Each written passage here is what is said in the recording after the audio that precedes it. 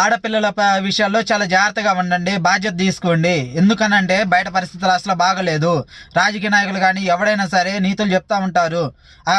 సమాజంలో పరిస్థితులు బాగున్నాయి, లేకపోతే ఆడపిల్లలు ఎవరైనా పోయి డ్యూటీలు చేసుకోగలుగుతున్నారు, ఇది అది అని ఏదో తొక్కతోలు అన్నీ చెప్తా ఉంటారు. అవి వాళ్ళ స్వార్థం గురించి. కానీ పరిస్థితులు అనేది బాగలేదు, అర్థం చేసుకోండి. ఎందుకంటే అంతగానం పరిస్థితులు బాగుంటే ఈ రోజుల్లో ఇవి ఎవరికి తెలియవని కాదు, కానీ తెలిసినా కానీ ఈ రోజుల్లో ఇలా జరుగుతున్నానంటే అర్థమైంది. అందుకనే ఆడపిల్లల పరిస్థితులు బాగాలేదు కాబట్టి జాగ్రత్తలు తీసుకోండి, కుటుంబ బాధ్యతలు తీసుకోవాలి.